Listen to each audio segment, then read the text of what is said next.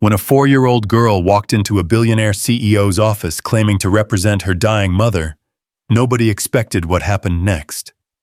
This is a story that will change how you see courage, sacrifice, and the unexpected places where love blooms. Stay with me until the end and comment your city so I can see how far this story travels across the world. The fluorescent lights of St. Mary's Hospital hummed their monotonous tune as Emma Hayes pressed her burning forehead against the cool metal of her bedside table. Her fever had spiked to 104 degrees, and every breath felt like swallowing broken glass. But it wasn't the physical pain that was killing her. It was watching her last hope slip through her fingers like sand. "Mrs. Hayes, I'm sorry, but we simply cannot reschedule," the crisp voice on the phone had said 20 minutes earlier. "Mr. Carter has a very tight schedule, and this position needs to be filled immediately. We'll be moving forward with other candidates." Emma had begged, her voice cracking with desperation. "Please, just one day. My daughter, I don't have anyone to watch her, and I'm in the hospital. I understand your situation is difficult, but business is business. Good luck with your recovery." The line had gone dead, taking with it the only job interview she'd managed to secure in 8 months of relentless searching. 8 months of rejection letters, of watching her savings dwindle to nothing, of choosing between groceries and electricity bills. 8 months of lying to her 4-year-old daughter Chloe that everything was going to be okay when she wasn't sure if they'd have a roof over their heads next month. Emma clutched the manila folder containing her resume references and portfolio, all perfectly organized, all meaningless now. She had researched Carter & Company Global Solutions for weeks, memorizing every detail about their operations, their values, their recent expansions. She had practiced her answers to potential interview questions until she could recite them in her sleep. She had even splurged on a new blazer with money she couldn't afford to spend, believing that this opportunity might be the one to change everything. "Mommy?" Chloe's small voice cut through Emma's spiraling thoughts. Her daughter sat in the uncomfortable hospital chair, her legs swinging because they couldn't reach the floor. She wore her favorite pink dress with the bow sleeves, the one Emma had bought her for her birthday 3 months ago, back when she still had her job at the marketing firm. "Yes, sweetheart." Emma tried to keep her voice steady, but the tears threatening to spill betrayed her.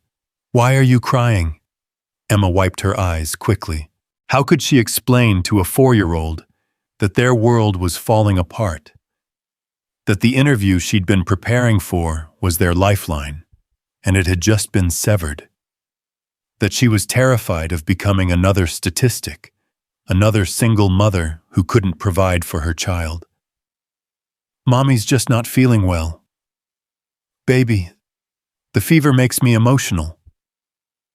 Chloe studied her mother with those impossibly wise eyes that seemed too old for her cherubic face.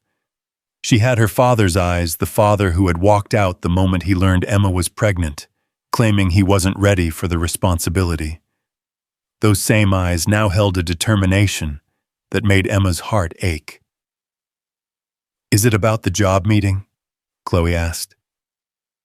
She had been listening to Emma practice her interview responses for days, absorbing every word with the fierce attention that only children possess. Emma's composure finally cracked. "Yes, sweetheart. Mommy can't go to the job meeting because I'm sick, and they won't wait for me to get better." "But you've been practicing so hard," Chloe said, sliding down from the chair and approaching the bed. "You know all the answers. You told me yesterday that this job would help us buy ice cream every Saturday." The memory of that conversation hit Emma like a physical blow. She had been so optimistic, so certain that this interview would be her breakthrough. She had painted pictures of their future together, a stable home, regular meals, maybe even a small vacation someday. Simple dreams that felt impossibly distant now. "I know, baby. Sometimes things don't work out the way we plan." Chloe climbed onto the bed, carefully mindful of the IV line in her mother's arm. "What if I went to the job meeting for you?" Despite everything, Emma almost smiled. "Sweetheart, that's very sweet, but children can't go to job interviews. They need grown-ups for important business." "But I know all your answers," Chloe insisted. "I've been listening.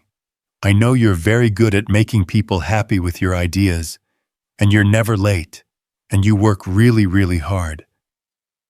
Emma pulled her daughter close, breathing in the familiar scent of her strawberry shampoo.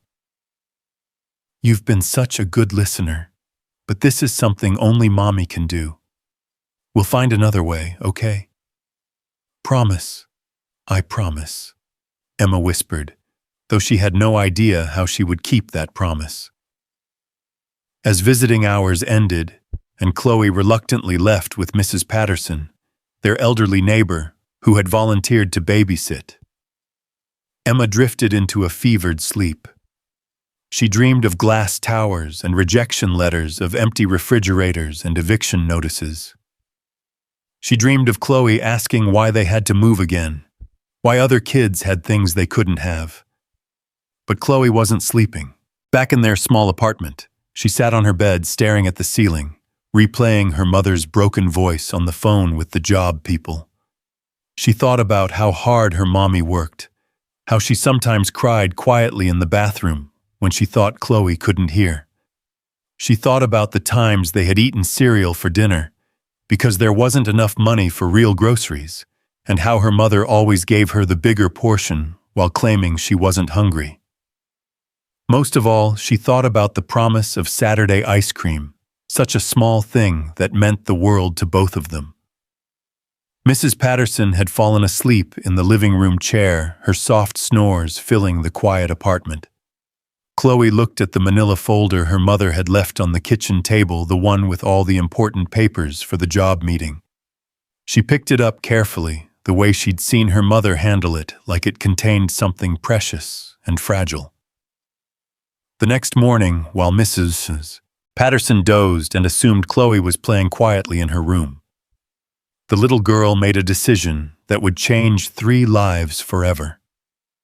She put on her pink bow-sleeved dress, the one that made her feel confident and grown up. She grabbed the manila folder and her small backpack with the butterfly patches. She counted the emergency money her mother kept in a coffee can, $17.38. Chloe had memorized the address from listening to her mother's phone calls. Carter & Company, Global Solutions, 1247 Corporate Plaza, 45th floor. She had looked it up on Mrs. Patterson's old laptop, studying the pictures of the tall glass building that scraped the sky. "I'm going to help Mommy," she whispered to her reflection in the bathroom mirror, practicing the serious expression she'd seen her mother wear when talking about important things.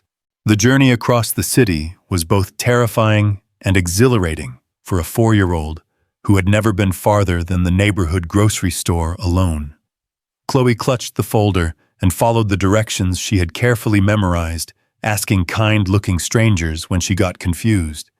She rode the bus with her emergency money sitting very straight and trying to look like she belonged. When she finally stood before the imposing glass tower of Carter & Company Global Solutions, Chloe tilted her head back until her neck hurt, trying to see the top. The building seemed to stretch into the clouds, all gleaming steel and reflective windows that threw her tiny image back at her 1,000 times. The lobby was a cathedral of marble and chrome filled with important-looking people in expensive suits walking with purpose.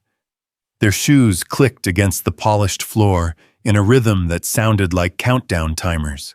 Chloe felt very small suddenly, but she thought about her mother's tears and found her courage again. She approached the reception desk where a perfectly groomed woman with silver hair sat behind a computer screen.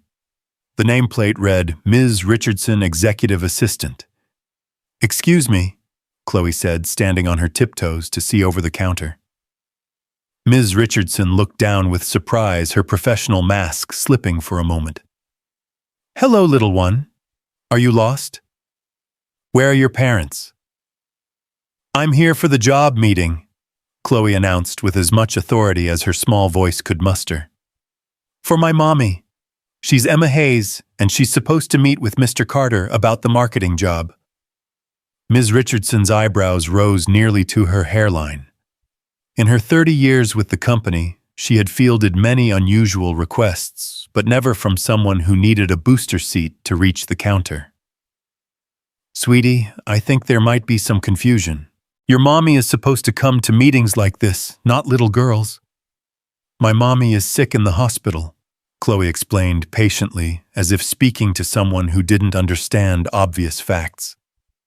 She has a very high fever and can't come, but she knows all about marketing and making people happy with ideas. I can tell Mr. Carter everything she would say. The lobby had grown quiet. Other visitors and employees had stopped their conversations to watch this unprecedented scene unfold. Some smiled indulgently, others looked concerned, but everyone was captivated by the tiny girl in the pink dress, who spoke with such earnest determination. Oh, honey, Ms. Richardson said gently, coming around the desk to kneel at Chloe's level. That's very sweet of you to want to help your mommy, but business meetings are for adults only. Maybe we can call someone to come pick you up. No. Chloe clutched the folder tighter. Mommy said this job would help us buy ice cream every Saturday. She's been practicing her answers for days and days. She knows everything about your company.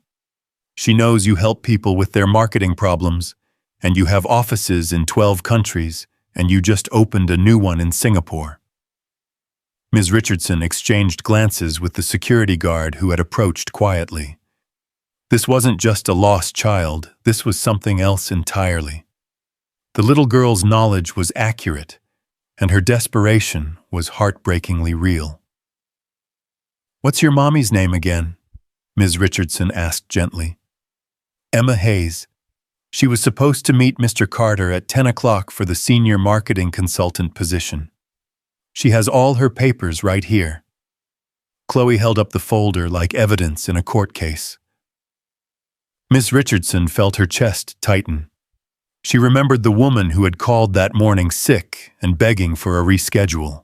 She had followed company policy and refused, but seeing this child's faith in her mother made her decision feel suddenly cruel. Sweetie, I don't think... Is there a problem here? The voice cut through the lobby's hushed conversations like a blade. Alexander Carter stepped off the private elevator, his presence immediately commanding the attention of everyone in the vicinity. At 38, he had built Carter & Company into a global powerhouse through a combination of brilliant strategy and ruthless efficiency. He was known for his sharp suits, sharper mind, and complete lack of patience for disruptions to his carefully orchestrated schedule. Ms. Richardson straightened immediately. Mr. Carter, this little girl is... Well, she says she's here for the 10 o'clock interview with Emma Hayes. Alexander's gray eyes shifted to Chloe, who looked up at him with a mixture of awe and determination. He had expected to spend his morning interviewing a candidate he probably wouldn't hire. The position had been posted for weeks without finding anyone suitable. He had not expected to find a 4-year-old in his lobby clutching a manila folder like a shield. You're Mr. Carter, Chloe exclaimed, her eyes widening. You're the boss of this whole building. Despite himself, Alexander felt a flicker of amusement. That's correct. And you are? I'm Chloe Hayes. My mommy is Emma Hayes, and she's supposed to have a job meeting with you, but she's in the hospital with a very high fever. So I came instead, because someone has to tell you how amazing my mommy is. The lobby had gone completely silent now. Alexander Carter, the man who had fired executives for wasting 5 minutes of his time, found himself studying a child who had somehow turned his morning upside down. I see, he said carefully. And you believe you can conduct this interview on your mother's behalf? Yes, sir. I know all her answers. She's been practicing, and I'm a very good listener." Alexander glanced at his watch. His next meeting wasn't for an hour, and his curiosity was piqued despite himself. This child had somehow made it across the city alone, navigated his building's security, and stood before him with unwavering confidence. It spoke to either remarkable courage or remarkable desperation, possibly both. "Ms. Richardson, please clear my schedule for the next 30 minutes, he said finally. "Sir." Ms. Richardson looked as though she might faint. "If Miss Hayes has come all this way to represent her mother, the least I can do is hear what she has to say." Alexander looked down at Chloe. "Would you like to come up to my office?" Chloe nodded so vigorously that her carefully combed hair bounced. "Yes, please, Mommy said you have windows that show the whole city." As they walked toward the elevator, Alexander found himself wondering what force of nature could produce a child with such determination. He had built his success on reading people, on understanding what drove them, but he had never encountered anything quite like this. The elevator ride to the 45th floor was silent except for Chloe's occasional gasps as they rose higher and higher. When the doors opened to reveal Alexander's executive floor, with its panoramic views and understated luxury, she pressed her nose to the window immediately. "You can see everything from up here," she breathed. "Even the hospital where Mommy is." Alexander's office was a testament to success and control, floor-to-ceiling windows, a massive mahogany desk, leather furniture that cost more than most people's cars. But as he watched Chloe take in the view with wonder, it suddenly felt cold and empty. "Please have a seat," he said, gesturing to one of the chairs across from his desk. Chloe climbed into the chair, her feet dangling well above the floor. She placed the manila folder carefully on the desk and folded her hands in her lap, mimicking the posture she had seen her mother practice. "Now then," Alexander said, settling into his chair and studying the small figure across from him. "Tell me about your mother." "My mommy is the best person in the whole world," Chloe began, her voice gaining strength with each word. "She works really, really hard, and she never gives up even when things are scary. She used to have a job at Morrison Marketing, but they had to let people go, and Mommy said it wasn't anyone's fault, just business." Alexander leaned back in his chair. Morrison Marketing had indeed laid off several employees 6 months ago. He remembered reading about it in the industry reports. "She's been looking for a new job every single day since then," Chloe continued. "She sends out letters and makes phone calls and goes to meetings even when they make her sad because people say no. But she never stops trying, because she says that's what you do when someone you love is counting on you." There was something in the child's voice that made Alexander's chest tighten, a maturity that no 4-year-old should possess, born from watching adult struggles too closely. "Mommy knows everything about marketing," Chloe said proudly. "She shows me her projects sometimes. She made a campaign for dog food that made people cry happy tears because it showed how much doggies love their families. And she helped a restaurant make a commercial that made people so hungry they had to come eat there right away." Alexander found himself leaning forward, despite himself. "What else does your mother do well?" "She's never late for anything important. She writes lists and checks them twice and sets 3 alarms just to be sure. And she's really good at making people feel better when they're sad. When Mrs. Patterson's husband died, Mommy made her soup every day for 2 weeks and helped her write thank you cards." Chloe paused and her voice grew softer. "She takes really good care of me even when it's hard. Sometimes we eat cereal for dinner, but Mommy makes it fun by pretending we're having a breakfast party. And when I get scared at night, she tells me stories about brave princesses who save their kingdoms with smart ideas instead of swords." Alexander felt something crack in his chest, a hairline fracture in the armor he had built around his heart years ago. He had conducted thousands of interviews, heard countless rehearsed answers about dedication and work ethic. But this child's simple honesty carried more weight than any polished presentation. "She sounds remarkable," he said quietly. "But tell me, Chloe, why is this job so important to your mother?" Chloe's eyes filled with tears, but she blinked them back with determination. "Because we might have to move again if she doesn't find work soon. We've already moved 3 times since Daddy left, and each place gets smaller. Mommy tries to hide it, but I know she's scared." The words hung in the air between them, carrying the weight of a child's awareness of her family's fragility. "But mostly," Chloe added, her voice brightening with hope, "Mommy said that if she gets this job, we can buy ice cream every Saturday. Not just sometimes when there's extra money, but every Saturday like a tradition. She said we could try every flavor they have and make it our special time together."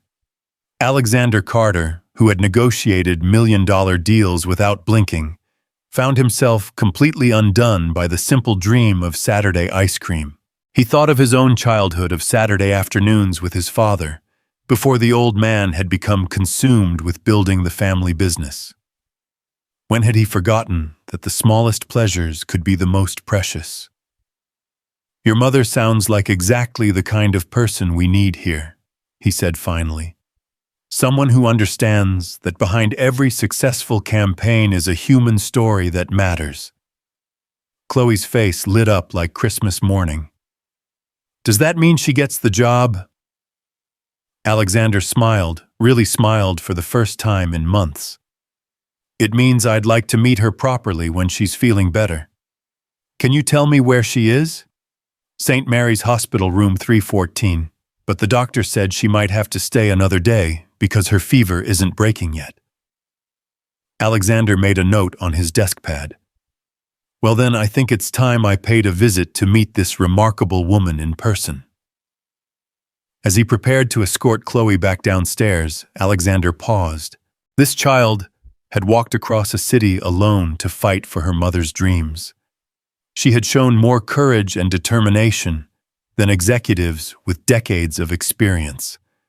But most importantly, she had reminded him that behind every resume was a human story worth hearing.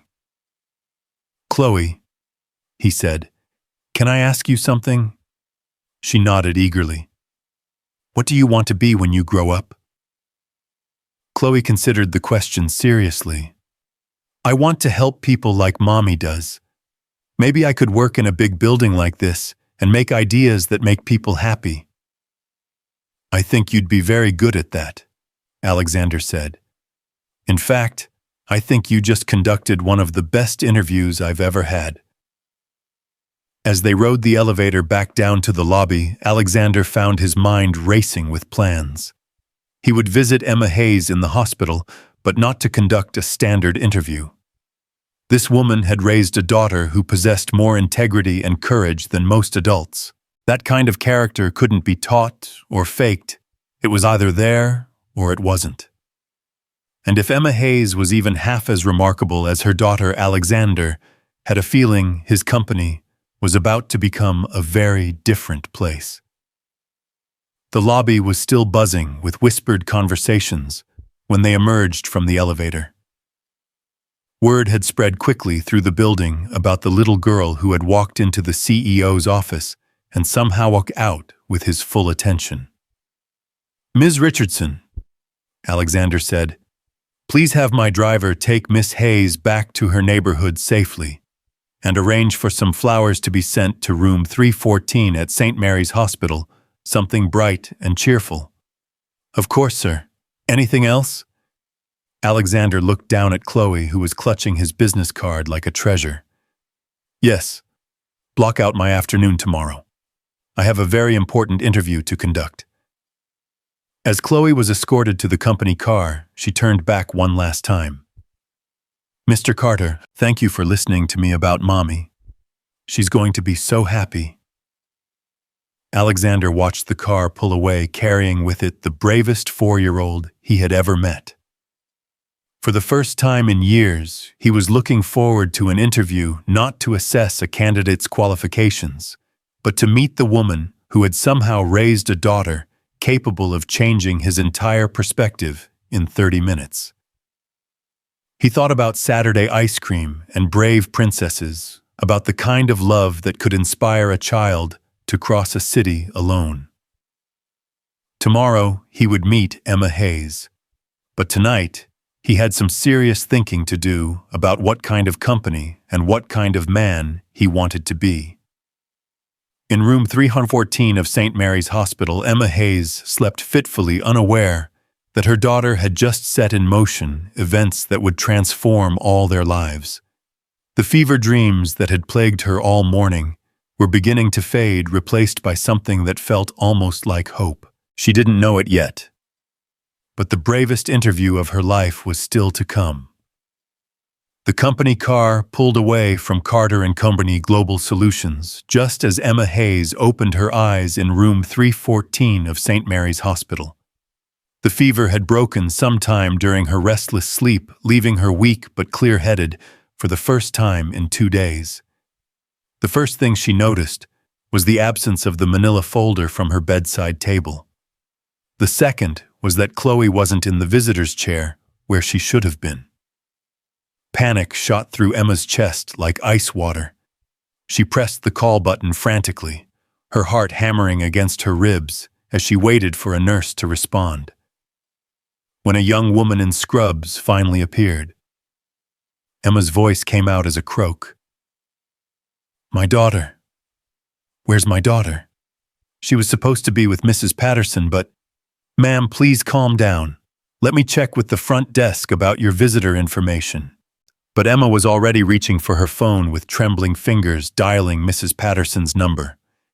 The elderly woman's voice was groggy when she answered. "Hello? Mrs. Patterson, where's Chloe? Please tell me she's with you." There was a pause that lasted an eternity. "Oh dear. She was playing so quietly in her room. I must have dozed off. Let me check." The sound of footsteps. Doors opening, then a sharp intake of breath. "Emma, she's not here. Her backpack is gone and...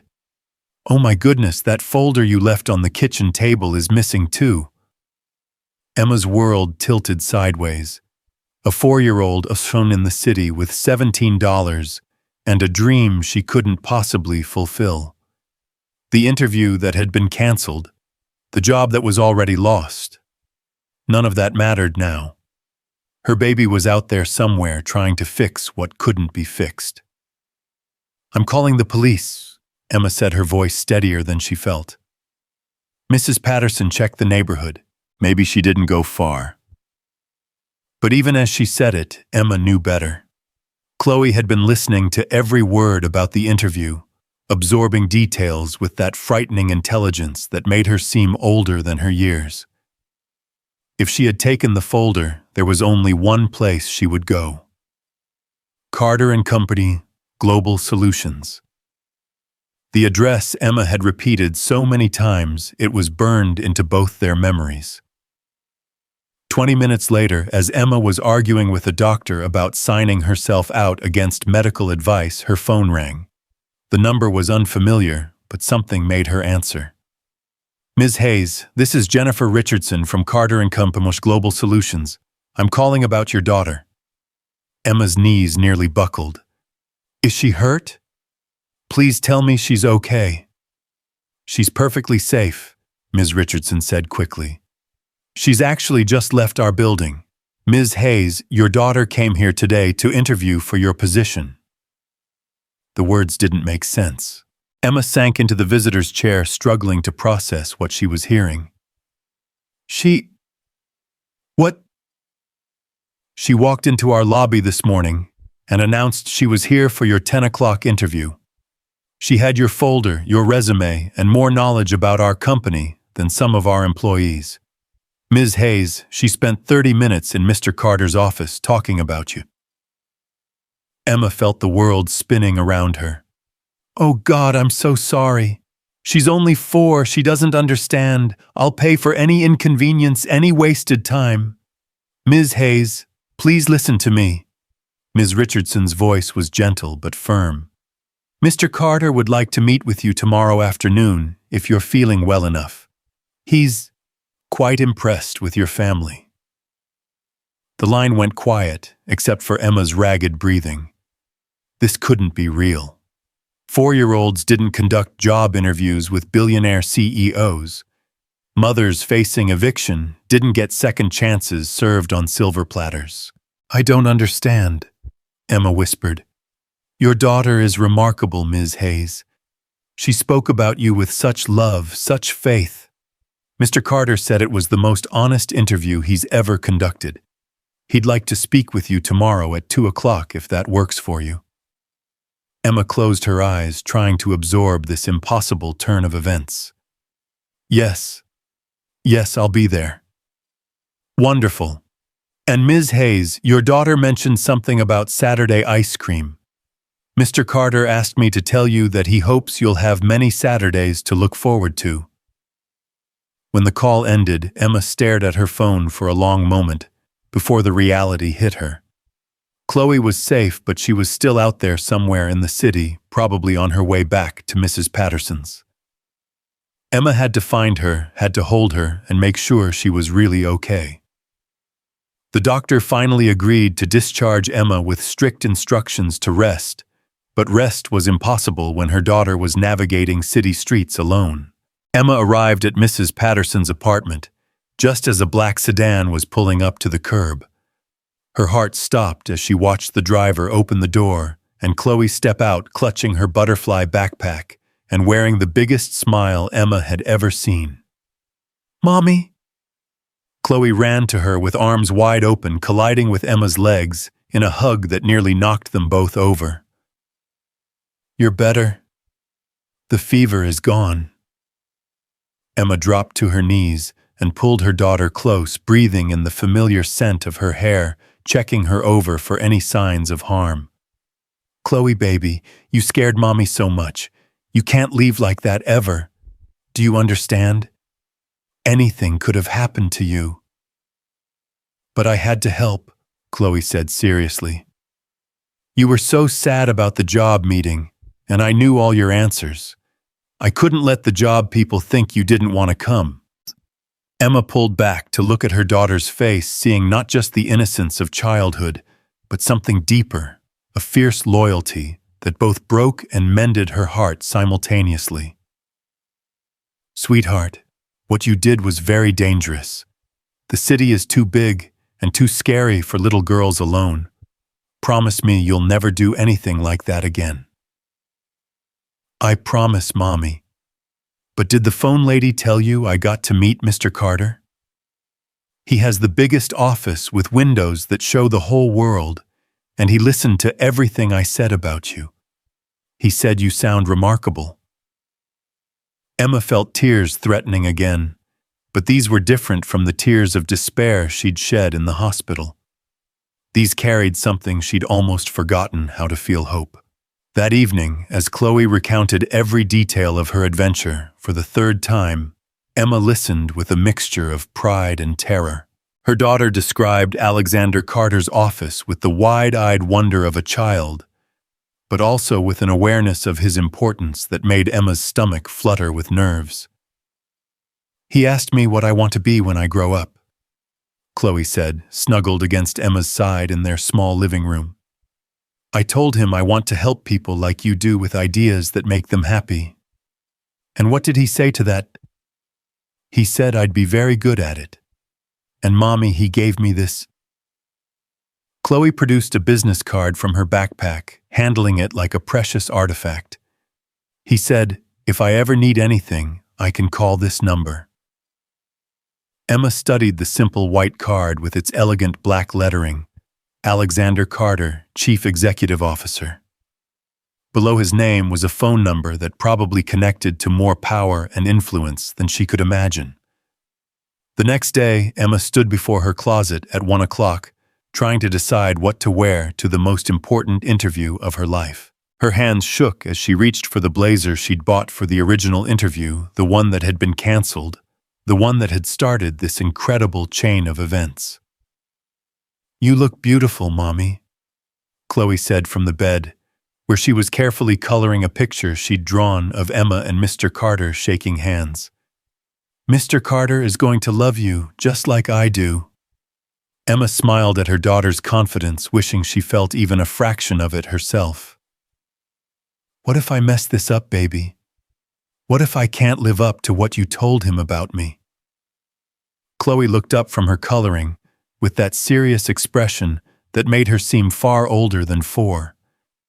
"You can't mess up being yourself, Mommy. That's what you always tell me." The wisdom of children, Emma thought, could be both profound and heartbreaking. 45 minutes later, Emma found herself in the same marble lobby where her daughter had stood just 24 hours earlier. The difference was that now she was the one feeling small and overwhelmed by the grandeur around her. Ms. Richardson greeted her with a warm smile that held genuine kindness. "Ms. Hayes, it's so lovely to meet you in person. Your daughter is absolutely delightful. Thank you for being so kind to her yesterday. I still can't believe she made it here on her own." Children can be remarkably resourceful when they're motivated by love, Ms. Richardson observed. "Mr. Carter is ready for you. He's quite looking forward to this conversation." The elevator ride to the 45th floor felt both eternal and instant. Emma's palms were sweating, and she found herself rehearsing answers she'd practiced 100 times, though nothing could have prepared her for this surreal situation. Alexander Carter's office was exactly as Chloe had described it, imposing, luxurious, and commanding a view that made Emma feel like she was floating above the city. But it was the man himself who truly took her breath away. She had expected someone cold and intimidating, a corporate shark, who would see through her desperation immediately. Instead, Alexander Carter rose from behind his desk with a genuine smile, his gray eyes holding a warmth that contradicted his reputation as a ruthless businessman. "Ms. Hayes, please come in. I hope you're feeling much better today." "Yes, thank you. And thank you for being so gracious about yesterday. I still can't quite believe what Chloe did." "Your daughter is extraordinary," Alexander said, gesturing for Emma to take a seat. "In 30 years of business, I've never encountered anyone quite like her. She has your eyes, by the way." Emma felt a blush creep up her neck. There was something in the way he looked at her that made her acutely aware of herself, not as a desperate job seeker, but as a woman. It had been so long since anyone had looked at her that way, that she'd almost forgotten what it felt like. "She certainly inherited my stubborn streak," Emma said, trying to regain her composure. "Though I never imagined it would lead her to conduct unauthorized job interviews." Alexander laughed, and the sound was rich and genuine. "She told me you practice your interview answers out loud, and that she's an excellent listener. I have to say, her presentation of your qualifications was quite compelling." "Mr. Carter, I need you to know that I had no idea what she was planning. I would never use my child to—" "Ms. Hayes," Alexander interrupted gently. "I know that. What happened yesterday wasn't manipulation or calculation. It was pure love in action. Your daughter saw that you were in pain, and she did the only thing she could think of to help. That speaks volumes about both her character and yours." Emma felt her carefully constructed professional facade beginning to crack. "I've tried so hard to shield her from our struggles, but she sees everything. She's too smart for her own good sometimes." "Intelligence paired with compassion is a rare combination," Alexander observed. "She told me about Saturday ice cream." Emma's cheeks burned with embarrassment. The simple dream that had seemed so reasonable when whispered to a 4-year-old now felt pathetically small in this office worth more than her annual salary had ever been. She wasn't supposed to share that. "It's just, we don't have many traditions," and I wanted to give her something to look forward to. There's nothing small about wanting to create joy for someone you love, Alexander said softly. Some of my happiest childhood memories involve Saturday afternoons with my father, before he became too busy building this company to remember what he was building it for. There was something in his voice that made Emma look at him more closely. Beneath the expensive suit and corporate polish, she glimpsed something vulnerable, a loneliness that success hadn't been able to fill. Chloe mentioned that you know about our company's international expansion. Alexander continued, shifting back to business mode.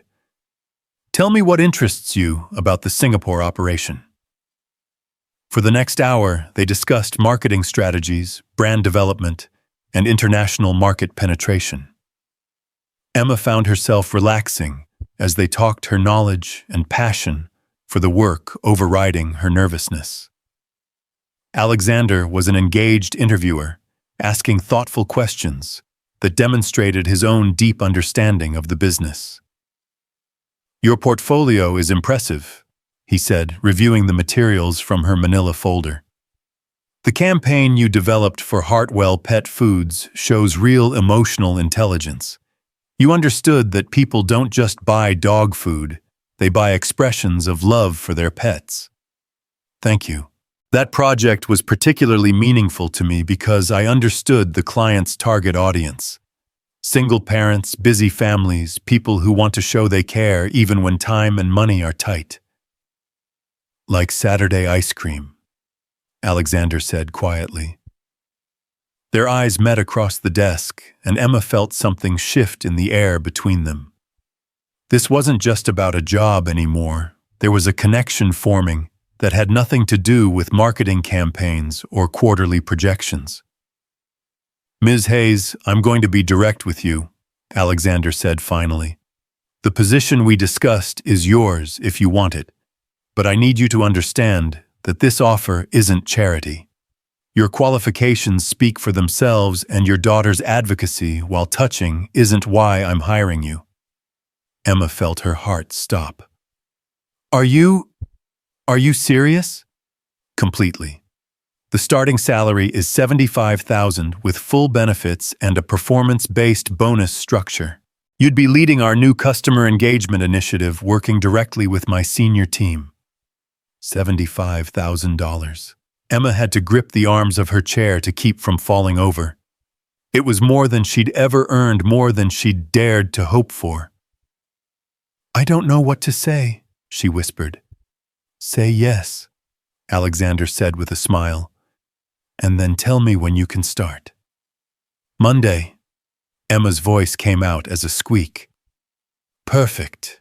Ms. Richardson will handle all the paperwork and orientation details. Alexander stood and extended his hand. Welcome to Carter & Company, Emma. As their hands touched, Emma felt an electric shock that had nothing to do with static electricity. Alexander's grip lingered just a moment longer than purely professional, and she saw her own surprise reflected in his eyes. There's one more thing, Alexander said, as Emma prepared to leave.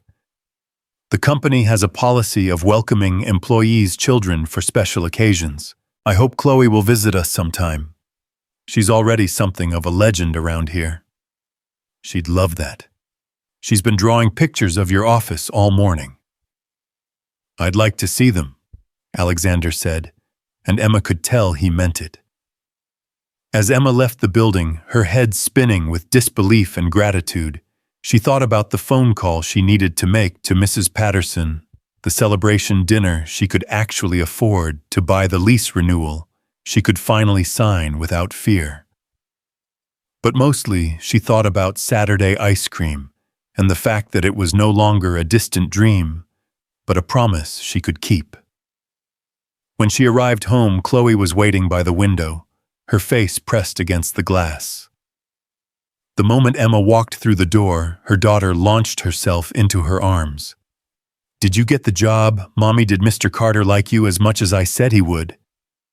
Emma spun Chloe around the small living room, both of them laughing until they were dizzy.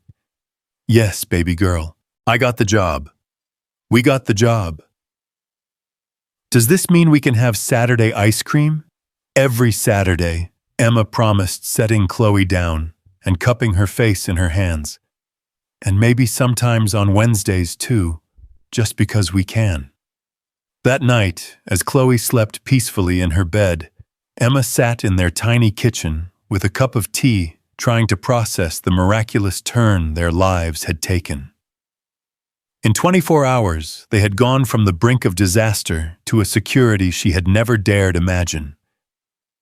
But it wasn't just the job that had changed everything. There had been something in Alexander Carter's eyes when he looked at her, something that made her pulse quicken and her cheeks flush.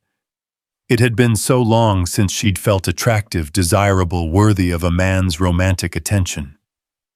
Single motherhood and financial stress had made her feel invisible, forgettable. Alexander Carter had looked at her like she was neither. She thought about his smile, the way his voice had softened when he talked about his father, the moment of connection that had sparked between them.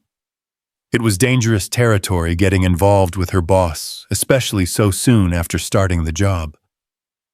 But the way he had treated Chloe, the respect he had shown for their family bond, suggested a depth of character that most successful men lacked. Emma shook her head, trying to dismiss such thoughts. She was getting ahead of herself, reading too much into professional kindness. Alexander Carter could have any woman he wanted, sophisticated, educated women who moved in his social circles. The idea that he might be interested in a single mother from a modest background was pure fantasy. But as she finally went to bed, Emma couldn't shake the memory of his hand in hers, the way time had seemed to pause when their eyes met. Maybe it was just her imagination, or maybe some connections transcended social boundaries and business protocols. Either way, Monday morning couldn't come soon enough. For the first time in months, Emma Hayes had something bigger than survival to look forward to. She had a future to build, a daughter to provide for, and perhaps, if she was very lucky, a story worth telling about how courage and love could change everything in the span of a single day. Monday morning arrived with the kind of crisp autumn air that made everything feel possible. Emma stood before her bathroom mirror at 6:30, applying makeup with hands that trembled slightly from nerves and excitement. She had chosen her outfit carefully, a navy blazer she'd found at a consignment shop, paired with a cream blouse that Chloe had declared very professional looking. It wasn't designer clothing, but it was clean pressed and made her feel confident. "Mommy, you look like a movie star," Chloe announced from the doorway, still in her pajamas, but wide awake with anticipation. "Thank you, sweetheart. Are you excited to go to Mrs. Patterson's for a few hours while Mommy starts her new job?" Chloe nodded enthusiastically. "Can I draw Mr. Carter another picture? Maybe one of you at your new desk?" Emma's heart clenched with love for this child who had somehow orchestrated their salvation. "I think he'd love that very much." The commute to Carter and Coney felt surreal. Just a week ago, this same journey had seemed impossible, a distant dream that required resources they didn't have. Now Emma sat on the bus watching the city wake up around her, knowing she belonged somewhere in its rhythm of success and ambition. Ms. Richardson greeted her in the lobby with the same warm professionalism she'd shown during the interview. "Good morning, Emma. Are you ready for your first day?" "As ready as I'll ever be," Emma replied, surprised by how genuine her smile felt. "Mr. Carter asked me to get you settled in your office first. Then he'd like to meet with you around 10 to discuss your initial projects." Emma's pulse quickened at the mention of Alexander's name. She had spent the weekend trying to convince herself that the connection she'd felt during their interview was purely professional, but the flutter in her chest suggested otherwise. Her office was on the 32nd floor, smaller than Alexander's executive suite, but still larger than any workspace she'd ever had. Floor-to-ceiling windows offered a view of the city that made her feel like she was flying. A nameplate on the door read Emma Hayes, Senior Marketing Consultant, in elegant script. "This is really mine?" Emma asked, running her fingers over the nameplate. "All yours," Ms. Richardson confirmed. "Your computer is set up with access to all the systems you'll need, and I've left some initial briefing materials on your desk. Take your time getting oriented, and I'll come collect you for your meeting with Mr. Carter." Alone in her office, Emma sank into the leather chair behind her desk and tried to absorb the magnitude of what had happened.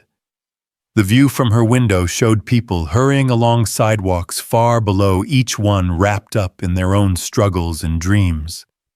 A week ago, she had been one of them, anonymous, desperate, invisible. Now she was looking down from a tower of success, but instead of feeling superior, she felt grateful. The briefing materials Ms. Richardson had left were extensive. Emma learned that her primary responsibility would be developing marketing strategies for Carter & Company's expanding international operations, with a particular focus on family-oriented brands. The irony wasn't lost on her that a single mother would be marketing products to families, but perhaps that personal understanding would be an asset rather than a liability. At exactly 10 o'clock, Ms. Richardson appeared at her door. "Mr. Carter is ready for you now." Emma gathered her notepad and the preliminary ideas she'd jotted down while reviewing the materials. Her reflection in the elevator's mirrored walls showed a professional woman who belonged in corporate boardrooms. But inside, she still felt like the desperate mother who had clutched a manila folder in a hospital bed. Alexander's office looked different in the morning light, somehow warmer and more inviting. He stood when she entered, and Emma noticed he looked less formal today. His tie was a softer blue, and his smile reached his eyes immediately. "Emma, good morning. How are you settling in?" "Very well, thank you. The office is beautiful, and the materials you provided are incredibly comprehensive. I'm glad you're pleased. Please sit down. I wanted to discuss your first assignment personally."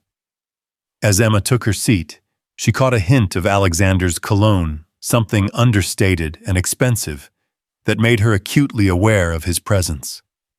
She forced herself to focus on the portfolio he was opening. "We're launching a new subsidiary focused on family wellness products," Alexander explained. "Everything from organic baby food to educational toys to family vacation planning services. The target demographic is working parents who want the best for their children but struggle with time and resource constraints."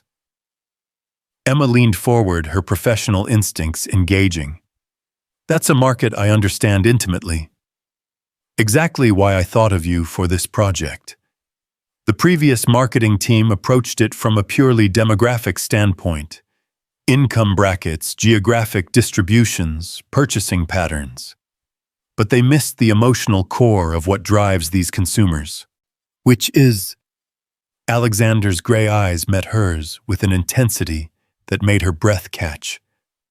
"Love, fear, the desperate need to prove you're a good parent even when you're exhausted and overwhelmed." The accuracy of his assessment hit Emma like a physical blow. He was describing her life, her struggles, her midnight fears about whether she was enough for Chloe. "You understand that market because you've lived it," Alexander continued. "I want you to develop a campaign that speaks to parents' hearts, not just their wallets." Emma felt something shift in her chest, a recognition that this wasn't just a job, it was a calling. "I have some initial thoughts." "I hoped you would. Tell me." "Most family marketing focuses on perfection." Emma began, her voice gaining strength as she spoke. "Perfect homes, perfect children, perfect moments. But real families aren't perfect. They're beautiful disasters held together by love and determination. The parents who need these products most are the ones who feel like they're failing, like they're not enough." Alexander nodded encouragingly. "Go on." "So instead of selling perfection, we sell hope. We show real families, single parents, working couples, grandparents, raising grandchildren, finding moments of joy and connection despite the chaos. The message isn't, buy this and everything will be perfect. It's buy this and make the imperfect moments a little easier, a little brighter. Alexander was quiet for a long moment, studying her with an expression she couldn't quite read. That's exactly what I was hoping you'd say. Really? Emma, do you know why I really hired you? The question caught her off guard. Because of my qualifications. Your qualifications got you in the door, but they're not why you're sitting here now. Alexander leaned back in his chair, his voice taking on a more personal tone. I hired you because when your 4-year-old daughter walked into my office, she didn't talk about your skills or experience. She talked about your character. She told me about a woman who makes serial dinners feel like celebrations, who turns bedtime stories into empowerment lessons, who sacrifices everything for her child without making that child feel like a burden. Emma felt tears threatening and blinked them back. She said all that, and more. She told me you help grieving neighbors and turn rejection into motivation. She painted a picture of someone who leads with her heart while still being incredibly competent. Alexander paused, and when he spoke again, his voice was softer. In my world, Emma Hart is rare. Competence is common, but genuine care for others, that's almost extinct. The vulnerability in his voice made Emma look at him with new eyes. She had seen the successful CEO, the powerful businessman, the corporate legend. But now she glimpsed something deeper. A man who had achieved everything by conventional standards, but somehow lost touch with what mattered most. I'm not sure I deserve that level of faith, Emma said quietly. Let me be the judge of that. Alexander smiled, and Emma felt her heart skip a beat. Now tell me more about this campaign. I want to hear every idea you have. For the next 2 hours, they worked together developing concepts for the family wellness launch. Emma found herself speaking with a passion and creativity she hadn't felt in months, her ideas flowing freely as Alexander listened with genuine interest and contributed insights that elevated her thinking. What about testimonials? Emma suggested. Real families sharing their stories, not scripted endorsements, but authentic moments of struggle and triumph. I love that, but how do we find families willing to be that vulnerable publicly? Emma thought of all the parents she'd met in waiting rooms and grocery store lines, all the shared glances of exhaustion and understanding. You don't find them. You create a space where they feel safe to share, then let them come to you. Brilliant. What kind of space? Online community platform may be a place where parents can connect, share advice, celebrate small victories. The marketing becomes secondary to the genuine support network. Alexander leaned forward, his eyes bright with excitement. That's not just marketing, that's building brand loyalty through authentic community engagement. Emma, this could revolutionize how we approach family-focused products. The praise sent warmth through Emma's chest, but it was the way Alexander looked at her that made her pulse race. There was admiration in his gaze, yes, but also something more intimate.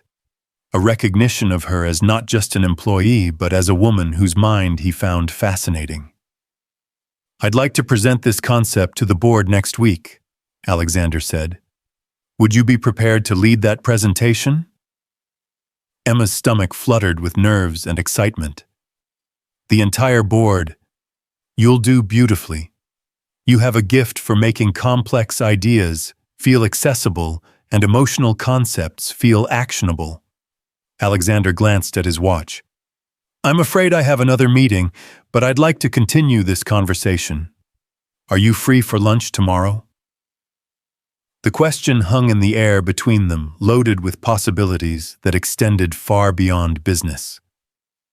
Emma felt a flutter of panic mixed with anticipation. I'd like that very much, she heard herself say. Wonderful. I'll have Ms. Richardson make reservations somewhere quiet where we can talk. As Emma gathered her notes and prepared to leave, Alexander stood and walked around his desk. Emma, thank you for bringing fresh perspective to this project. I have a feeling you're going to change how this company thinks about a lot of things. He was standing closer now, close enough that Emma could see the flecks of blue in his gray eyes, close enough to catch that hint of cologne again. For a moment she thought he might reach out to touch her arm or shoulder, but he maintained the careful distance of professional propriety. Thank you for giving me this opportunity, Emma said, and for being so kind to Chloe. She's a remarkable child. You should be very proud. I am. Every day. As Emma walked back to her office, her head spinning with campaign ideas and personal possibilities, she found herself wondering what exactly she was walking into. The professional opportunity was clear. This project could establish her reputation and financial security for years to come. But the personal dimension was more complicated. Alexander Carter was her boss, a man whose wealth and power existed in a different universe from her own experience. Getting involved with him could be career suicide if things went wrong. But there had been something in his eyes, something in the way he spoke about heart and authenticity that suggested he might be as hungry for genuine connection as she was. That afternoon, Emma threw herself into research and development work, building detailed profiles of their target demographic and sketching out preliminary campaign concepts. She was deep in focus when a gentle knock on her door interrupted her thoughts. "Come in," she called, expecting Ms. Richardson or perhaps a colleague she hadn't met yet. Instead, Alexander appeared in her doorway carrying 2 cups of coffee and wearing an expression that was part professional, part sheepish. "I realized I didn't ask how you take your coffee this morning," he said. "I thought I'd remedy that oversight." Emma felt her cheeks warm. "That's very thoughtful. Just a little cream, no sugar." Alexander handed her one of the cups and settled into the chair across from her desk. "How's the research going?" "Really well. I've been thinking about the community platform idea, and I have some thoughts about how to structure it to feel authentic rather than corporate-sponsored." "Tell me." For the next 30 minutes, they discussed strategy while sipping coffee and watching the afternoon sun slant through Emma's windows. The conversation flowed easily between professional insights and personal observations, creating an intimacy that felt both natural and dangerous. "You mentioned your father earlier," Emma said during a lull in their discussion. "Was he involved in building this company?" Alexander's expression grew thoughtful. "He founded Carter & Company 40 years ago. I grew up in boardrooms and on construction sites watching him turn ideas into reality. But somewhere along the way he forgot that success should serve life, not the other way around." "What do you mean?" "He missed my graduation because of a merger meeting, skipped family vacations for client dinners. When he died 5 years ago, his eulogy could have been a quarterly report. All achievements and acquisitions, nothing about the man behind the empire." Emma heard the pain in his voice and felt an unexpected urge to comfort him. "But you're different." "Am I?" "I've spent the last 15 years following his blueprint, building bigger, achieving more. Until last week, I couldn't remember the last time I'd had a conversation that wasn't about profit margins or market share." "What changed last week?" Alexander looked at her with an expression so intense it made her breath catch. "A 4-year-old girl reminded me that the most important things in life can't be measured in quarterly reports." The weight of his words settled between them, heavy with implication. Emma felt herself at a crossroads, sensing that her response would determine not just the direction of this conversation, but possibly the entire trajectory of her time at Carter & Company. "Chloe has a gift for cutting through complexity to find what really matters," Emma said carefully. "Sometimes I think she understands life better than most adults." She gets that from her mother." Their eyes met and held, and Emma felt the air in the room change. This wasn't just friendly conversation between colleagues. There was an electric current running between them that had nothing to do with marketing campaigns or business strategy. "Mr. Carter, Alexander, please. Alexander, I want to be honest with you. This job means everything to my family. I can't afford to complicate things." "Neither can I," Alexander said quietly. "But some complications are worth the risk." Before Emma could respond, her phone buzzed with a text message. Chloe's school was calling. She had fallen on the playground and needed to be picked up for a possible concussion evaluation. "I'm so sorry," Emma said, grabbing her purse and jacket. "My daughter's been hurt at school. I have to go." "Of course. Do you need a ride, my driver?" "No, thank you. I'll take a cab." "Emma." Alexander caught her arm gently as she headed for the door. "Take care of her. Take tomorrow off if you need to. Family comes first." The sincerity in his voice made Emma's heart clench. "Thank you. That means more than you know." An hour later, Emma sat in a pediatric emergency room, holding Chloe's hand, while a doctor examined the bump on her forehead. The injury turned out to be minor, no concussion, just a bruise that would fade in a few days, but the scare had shaken Emma more than she cared to admit. "I was trying to climb the big monkey bars like the older kids," Chloe explained as they waited for discharge papers. "I wanted to be brave like when I went to see Mr. Carter." "Sweetheart, you don't have to prove you're brave. I already know you're the bravest person I've ever met." "Braver than Mr. Carter?" Emma considered the question seriously. "Different kind of brave. You're brave with your heart. Mr. Carter is learning to be brave with his heart too. Do you like him, Mommy, like him? Trust a 4-year-old to cut straight to the heart of the matter." Emma felt her cheeks flush. "He's a very nice man, and he's been very kind to our family." "That's not what I asked," Chloe said, with a knowing smile that was far too sophisticated for her age. "You're too smart for your own good, you know that. That's what you always say when I'm right about something." That evening, as Emma tucked Chloe into bed with an ice pack for her bruise, her phone chimed with a text message from an unknown number. "Ms. Richardson gave me your number. I hope Chloe is feeling better. Please don't hesitate to call if you need anything at all. Alexander." Emma stared at the message for a long moment before typing back. "She's fine, thank you for asking. See you tomorrow." His response came immediately. "Looking forward to it." 3 words that somehow carried the weight of possibility, of doors opening to futures Emma had never dared imagine. As she finally settled into bed, her mind raced with thoughts of marketing campaigns and coffee conversations, of professional opportunities and personal connections that defied all logic. Tomorrow would bring lunch with Alexander a chance to continue the conversation that had been interrupted by Chloe's accident.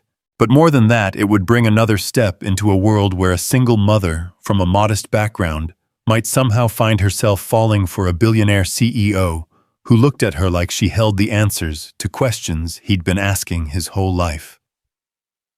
Emma fell asleep with Alexander's words echoing in her mind. Some complications are worth the risk. Tomorrow she would have to decide if she agreed.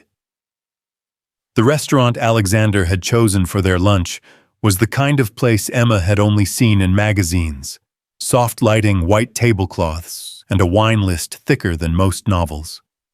She arrived 5 minutes early, her stomach a knot of nerves and anticipation, wearing the same navy blazer, but with a silk scarf she'd borrowed from Mrs. Patterson to dress it up. Alexander was already waiting at a corner table partially hidden from the main dining room, and he stood when he saw her approaching. Today he wore a charcoal gray suit that emphasized the silver threading through his dark hair. and when he smiled, Emma felt that familiar flutter in her chest. "You look lovely," he said, pulling out her chair. "How's Chloe feeling today?" "Much better, thank you. The bruise looks worse than it is, very dramatic purple and yellow. She's quite proud of it, actually." "Of course she is. Battle scars are badges of honor when you're 4. Alexander's easy familiarity with childhood psychology surprised Emma. "Do you have much experience with children?" A shadow crossed his features. "Not as much as I'd like. My ex-wife and I, well, let's just say we had different priorities when it came to family planning." The mention of an ex-wife sent an unexpected jolt through Emma's system. Of course, someone like Alexander would have been married probably to someone sophisticated and beautiful, someone who moved in his social circles effortlessly. "I'm sorry. I didn't mean to pry." "You weren't. It's ancient history. We divorced 3 years ago. Carolyn felt that children would interfere with our lifestyle." Alexander's voice carried a bitterness that spoke to deeper wounds. "She wasn't wrong, but she also wasn't right about what kind of life is worth living." Emma studied his face, seeing the vulnerability he was choosing to share with her. "What changed your mind about priorities?" "Watching a 4-year-old girl walk into my office and fight for her mother's dreams with more courage than most adults show in their entire careers." Alexander met her eyes across the table. "Chloe reminded me that love isn't a weakness to be managed. It's the only thing that makes achievement meaningful." The waiter appeared to take their order, giving Emma a moment to process Alexander's words. She chose a salad she couldn't pronounce, letting Alexander handle the wine selection, while her mind raced with the implications of what he'd just shared. "Tell me about Chloe's father," Alexander said once they were alone again. "If you don't mind me asking." Emma felt the familiar tightness in her chest that always accompanied thoughts of Marcus. "There isn't much to tell. We were together for 2 years, living together for 1. When I got pregnant, he said he wasn't ready to be a father, and left 3 weeks later. I haven't heard from him since." "His loss," Alexander said with quiet intensity. "Though I suppose his abandonment gave you the chance to raise an extraordinary daughter without interference." "That's a generous way to look at it. Most days I just feel like I'm failing her." "Emma, you raised a child who was willing to cross a city alone to save her mother's dreams. You've given her the kind of security and love that creates that level of devotion. If that's failure, the rest of us are in serious trouble." The wine arrived, providing another brief interruption, but Emma could feel the conversation building towards something significant. There was an intimacy developing between them that transcended professional boundaries, and she wasn't sure if she should encourage it or run for her life. "Can I ask you something?" Emma said, taking a sip of wine for courage. "Anything." "Why are you having lunch with me, really?" Alexander set down his glass and leaned forward slightly. "Because in 38 years, I've never met anyone who makes me want to be a better version of myself just by existing in the same room." The honesty of his answer hit Emma like a physical blow. She had expected something safe, something about professional development or team building. Instead, he had laid his cards on the table with a vulnerability that took her breath away. "Alexander, I don't know how to do this," Emma said softly. "I've spent 4 years focused entirely on survival and being a mother. I don't remember how to be just Emma the woman." "Then maybe we figure it out together. Maybe I learn how to be Alexander the man, instead of just Alexander the CEO." Their entrees arrived, but neither of them paid much attention to the food. The conversation had shifted into territory that felt both dangerous and exhilarating, like standing at the edge of a cliff and contemplating flight. "What would that look like?" Emma asked. "You and me figuring it out together." "I don't know," Alexander admitted. I've never been in a relationship with someone who worked for me. I've never been interested in someone with a child. Hell, I've never been interested in someone who challenges every assumption I've made about what I want from life. That's a lot of nevers. It is, but maybe it's time for some firsts. Emma felt her heart racing. Every rational part of her brain was screaming warnings about workplace relationships, about the impossibility of bridging their different worlds, about the risks to her job security if things went wrong. But there was another voice, quieter, but more insistent, whispering about connection and possibility, and the way Alexander looked at her like she was precious. "I need you to understand something," Emma said carefully. "I can't just be some experiment for you, some way to explore a different kind of life. Chloe and we've been hurt before. We've been abandoned before. I can't put her through that again."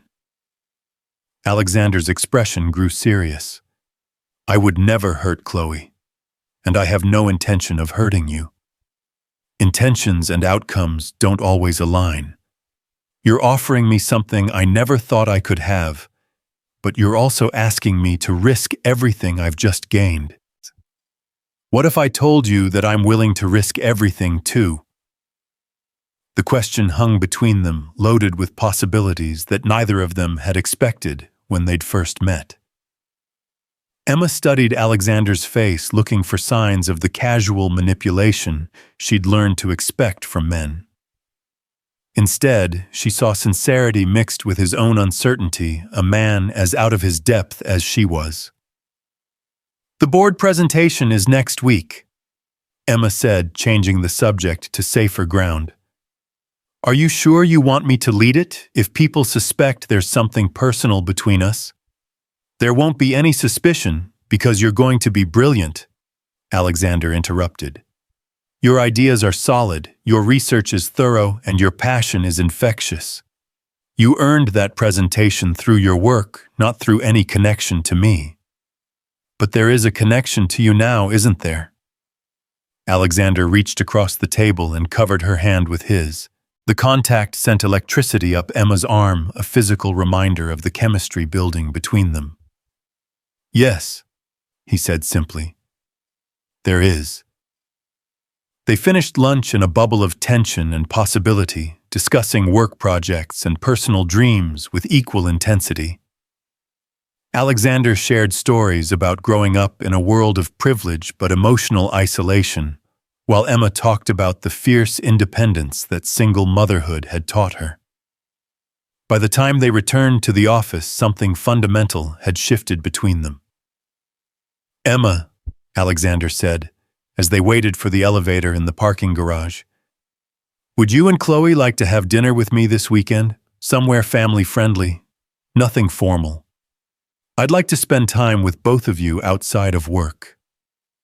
The invitation was exactly what Emma had been hoping for and dreading in equal measure.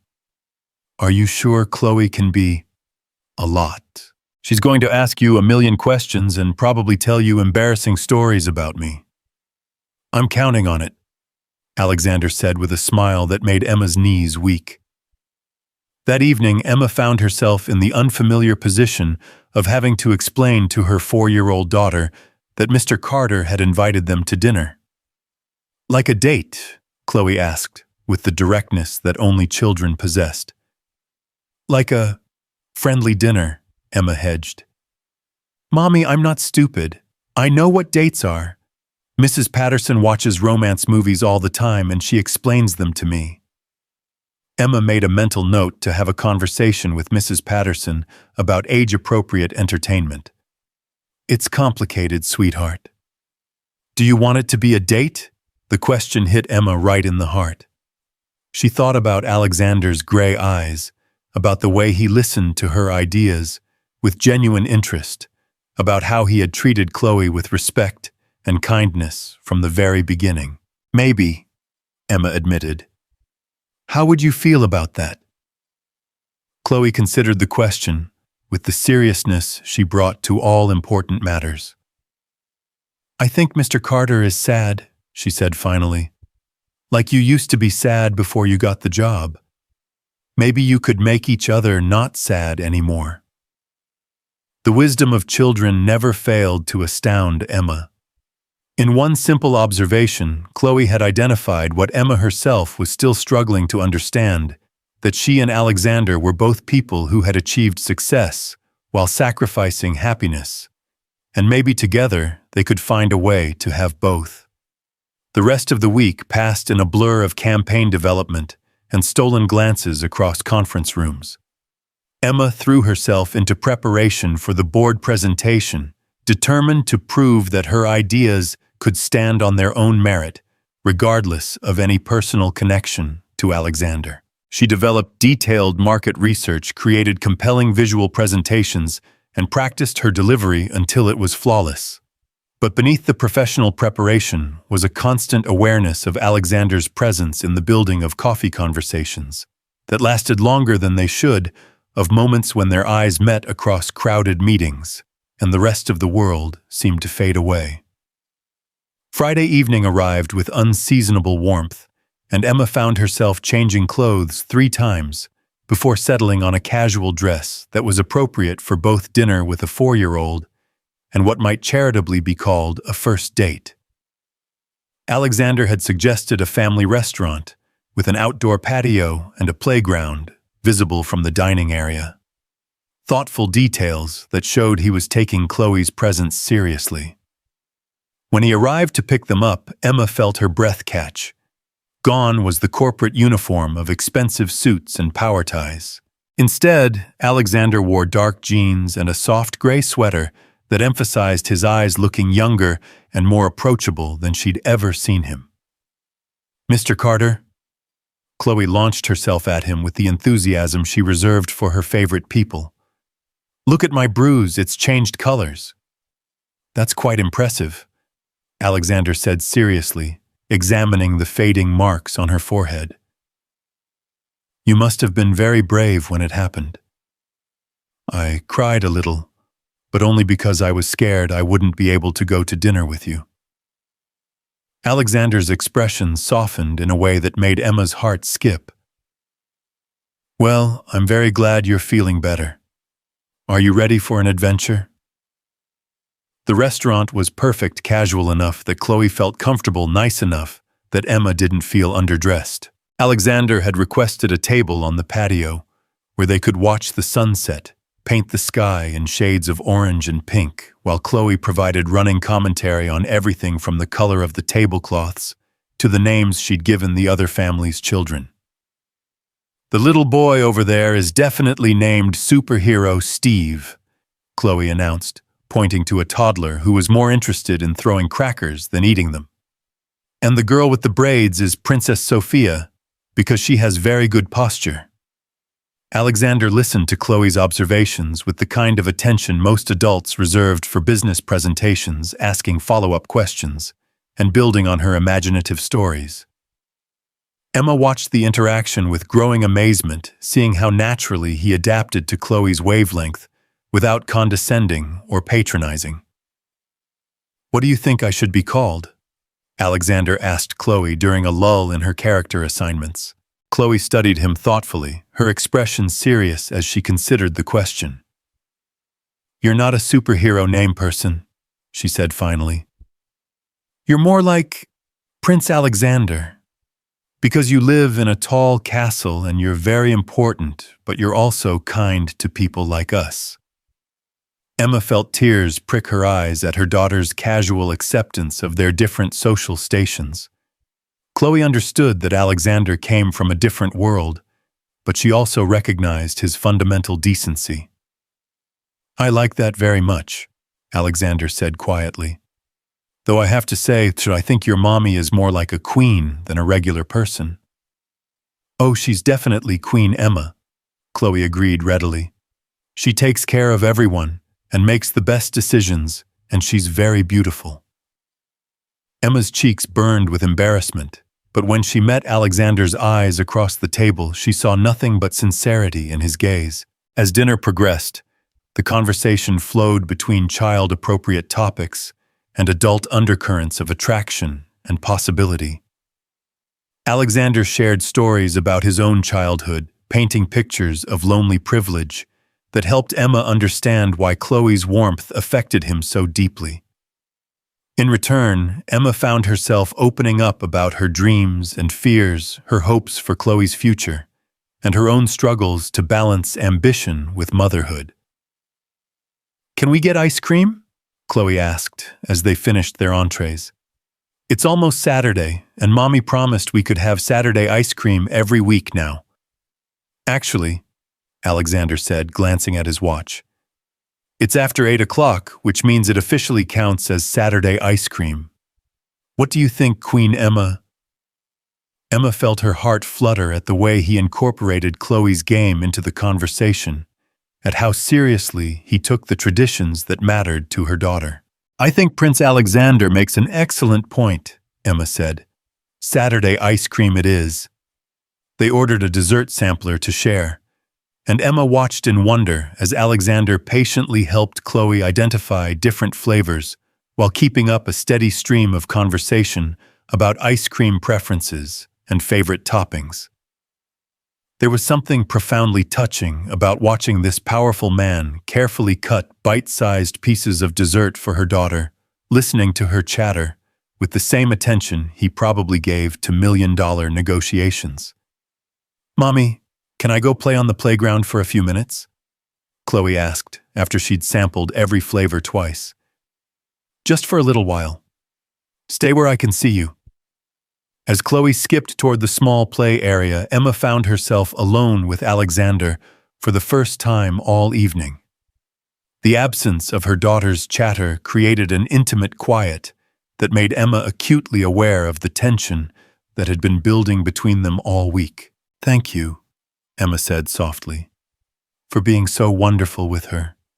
You didn't have to work so hard to win her over." "I wasn't working," Alexander replied. "She's amazing, Emma. Bright and funny and kind, everything you'd want in a child. You should be incredibly proud." "I am, but I'm also terrified most of the time. Single parenting is like walking a tightrope without a net. Every decision feels enormous because there's no one to catch you if you fall." Alexander reached across the table and took her hand, his thumb tracing gentle patterns across her knuckles. "You don't have to do it alone anymore. Not if you don't want to." The offer hung between them, loaded with implications that went far beyond dinner conversation. Emma felt herself at another crossroads, another moment where her response would determine the direction of her entire future. "Alexander, what are you saying exactly?" "I'm saying that I care about you, both of you. I'm saying that I want to be part of your lives in whatever way you'll let me." He paused, his voice growing more intense. "I'm saying that I think I'm falling in love with you, and I'd like the chance to see where that leads."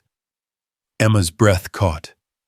The words she'd been hoping for and fearing in equal measure were finally spoken, hanging in the evening air between them like a bridge she could either cross or burn. "This is crazy," she whispered. "We barely know each other. We come from completely different worlds. I have a child to think about, and you're my boss, and there are 1,000 reasons why this is a terrible idea." "And yet here we are," Alexander said simply. "Sometimes the heart doesn't consult the brain before making decisions." Emma looked toward the playground, where Chloe was climbing carefully up a slide, her tongue poking out in concentration. Her daughter had already been through one abandonment, one broken promise from a man who was supposed to love them. Could Emma risk putting her through that again? But as she watched, Chloe waved enthusiastically from the top of the slide, clearly performing for both her mother and Alexander. When Alexander waved back with equal enthusiasm, Chloe's smile could have powered the restaurant's lighting. "She likes you," Emma said unnecessarily. "I like her too. More than like her, actually. She reminds me what it feels like to see the world with wonder instead of suspicion. And me. What do I remind you of?" Alexander's grip on her hand tightened slightly. You remind me what it feels like to want something more than success. You remind me that there are things worth building that can't be measured in quarterly reports. Emma felt tears threatening again, overwhelmed by the sincerity in his voice. I'm scared, Alexander. I'm scared of getting hurt, and I'm scared of hurting Chloe if this doesn't work out. I'm scared too, he admitted. I've never felt this way about anyone, and I've never had so much to lose. But I'd rather be scared and try than safe and wonder what might have been. Chloe came running back to their table, her cheeks flushed with excitement and exertion. Did you see me go down the big slide? I was super brave. You were indeed, Alexander said. In fact, I think you might be the bravest person I know. That's what Mommy always says.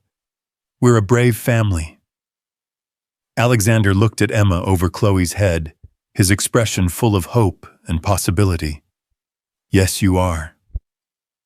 As they prepared to leave the restaurant, Chloe insisted on walking between Emma and Alexander, holding both their hands and swinging slightly with each step. Emma felt the rightness of the moment settle over her like a warm blanket, this simple picture of family that she'd never dared to imagine. Can Prince Alexander come have breakfast with us tomorrow? Chloe asked as they reached Alexander's car. I make very good pancakes. Well, Mommy makes them, but I help. Emma felt panic flutter in her chest. Breakfast was intimate territory, morning after implications, regardless of where anyone had spent the night. But when she looked at Alexander, she saw not predatory calculation, but genuine affection for her daughter.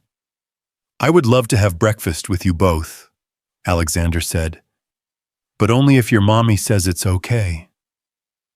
Both Alexander and Chloe looked at Emma expectantly, and she realized she was standing at the edge of everything she'd ever wanted and everything she'd ever feared. Safety lay in declining, in keeping boundaries clear and hearts protected. But looking at these two people who somehow already felt like family, Emma made a choice that would change everything. I think pancakes sound perfect, she said, and watched Alexander's smile transform his entire face. As they drove home through the city lights, Chloe chattering about playground adventures and pancake plans. Emma caught Alexander's eye in the rearview mirror. The look that passed between them was full of promise and possibility of Saturday mornings and family dinners of love that had grown from the most unlikely circumstances. Emma Hayes, who had spent years protecting her heart and her daughter's, was finally ready to let someone inside their carefully constructed world. And Alexander Carter, who had spent decades building walls around his emotions, was ready to tear them down for the chance to build something real with the woman and child who had reminded him what truly mattered. Tomorrow would bring pancakes and morning conversations, board presentations, and professional challenges. But tonight, driving through the city, with her daughter's laughter filling the car and Alexander's presence anchoring her dreams, Emma felt something she hadn't experienced in years, complete and perfect hope. Saturday morning arrived with golden sunlight streaming through Emma's small kitchen windows and the sound of Chloe's excited chatter as she carefully measured flour into a mixing bowl. Alexander had arrived at 9 o'clock sharp, bearing fresh strawberries and orange juice, looking endearingly out of place in Emma's modest apartment, but somehow perfectly at home at the same time. Prince Alexander, you have to help me crack the eggs, Chloe announced, wielding a wooden spoon like a royal scepter. Mommy says I'm not old enough to do it by myself yet, but I can show you the right way. Emma watched from the doorway as Alexander solemnly accepted instruction from her 4-year-old daughter, his expensive watch glinting as he carefully cracked eggs under Chloe's supervision. The sight of this powerful man taking orders from a preschooler filled Emma's chest with warmth that had nothing to do with the coffee in her hands. Very good, Chloe praised when Alexander successfully separated his second egg. You're getting better. Maybe by next week you'll be as good as Mommy. Next week. Alexander glanced at Emma with a question in his eyes. Well, yes, Chloe said matter-of-factly. Saturday pancakes are a tradition now. That means you have to come every week. That's what traditions mean. Emma felt her cheeks warm at her daughter's casual assumption that Alexander would be a permanent fixture in their Saturday mornings. Sweetheart, Prince Alexander is very busy. He might not be able to come every week. Actually, Alexander said, his voice soft but clear, I can't think of anywhere I'd rather be on Saturday mornings. The simple statement hit Emma like a physical blow. Here was a man who could travel anywhere in the world, who had probably attended galas and charity events with presidents and celebrities, declaring that her tiny kitchen was his preferred destination. As they cooked together, Emma found herself marveling at how natural it felt. Alexander and Chloe had developed an easy rapport with Chloe, treating him like a beloved uncle she was determined to educate about proper pancake technique. Alexander, for his part, seemed genuinely fascinated by her daughter's running commentary on everything from the optimal flipping timing to the philosophical implications of syrup versus honey. Mommy, can I tell Prince Alexander about the presentation next week? Chloe asked as they sat down to eat. Emma nearly choked on her orange juice. What about the presentation? You've been practicing in the mirror again. I heard you talking about family wellness and community platforms. You do the same thing you did before your job meeting. You get very serious and use your professional voice. Alexander's eyebrows rose with amusement. Professional voice? Show him, Mommy? Emma felt mortification wash over her. Absolutely not. Come on, Alexander said with a grin that made her pulse quicken. I'd love to hear your professional voice. You'll hear it on Monday when I present to the board, Emma said firmly, though she was fighting a smile. Actually, about that. Alexander said, his expression growing more serious. I wanted to discuss something with you. The board meeting has been moved to Wednesday, and I've decided to recommend that we fast-track the family wellness initiative based on your preliminary proposal. Emma set down her fork, her stomach suddenly tight with nerves. Fast-track how? Full campaign development budget, dedicated team, accelerated timeline. If the board approves your presentation, we could launch the first phase within 6 months, instead of the usual 2-year development cycle. The magnitude of what he was saying hit Emma like a tidal wave. This wasn't just a job anymore. This was the kind of career-defining opportunity that could establish her reputation in the industry for decades to come. Alexander, that's incredible. But are you sure? What if the board thinks I'm too inexperienced for something that significant? They won't. Your research is thorough, your insights are brilliant, and your passion is exactly what this initiative needs. Alexander reached across the table to cover her hand with his. You've earned this, Emma.